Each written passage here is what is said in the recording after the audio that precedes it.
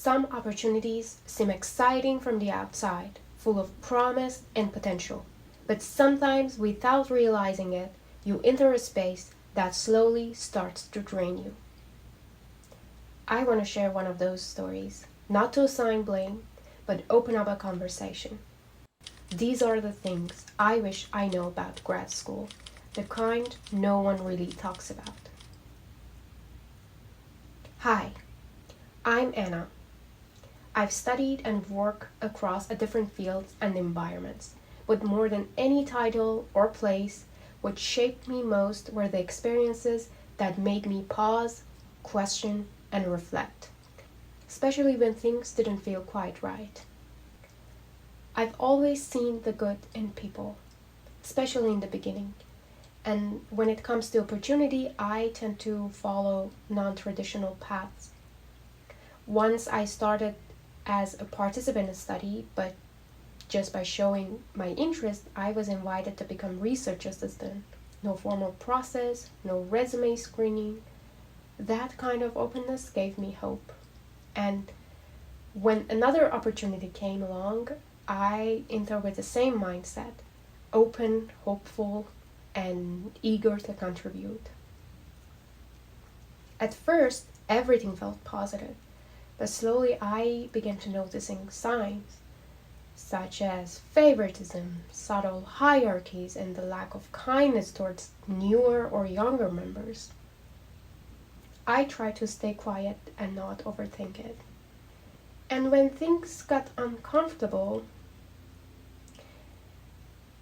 and when I started to speak up or even just think about leaving, the blame shifted toward me. That moment hurt the most because it made me choose silence. Not because I thought it was worth it, but because I thought I had no other choice. I didn't want to risk my reputation, my future, or the relationships I had worked so hard to build.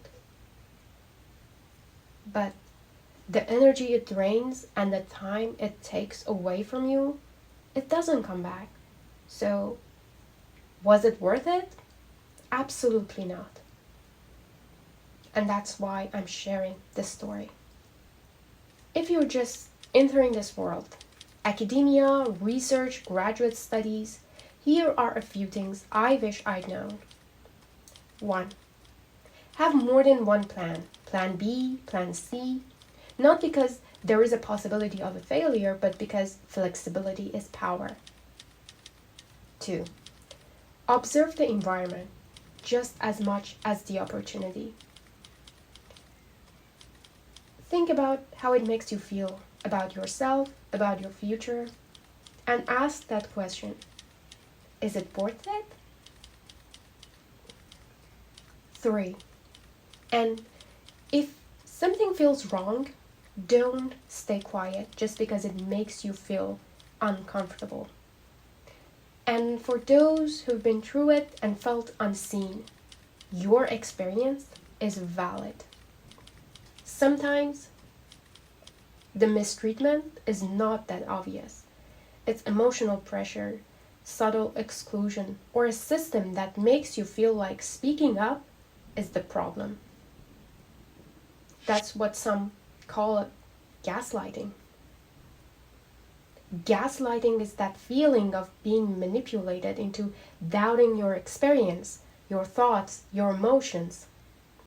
Sometimes it even resembles Stockholm syndromes, where you grow attached to a place or a person that's actually hurting you, because leaving feels like a failure. You could also think of it this way. When you start emotionally depending on the very system or the person that limits you. These are not always loud. Sometimes they whisper through approval, opportunities, and even praise. But here's the thing. You are not alone, and you are not the problem. This video isn't about blame. It's an invitation to reflect, to speak gently, and maybe to build new pathways for ourselves and those who come next. Thank you for listening, and I'll see you in the next video. Take care.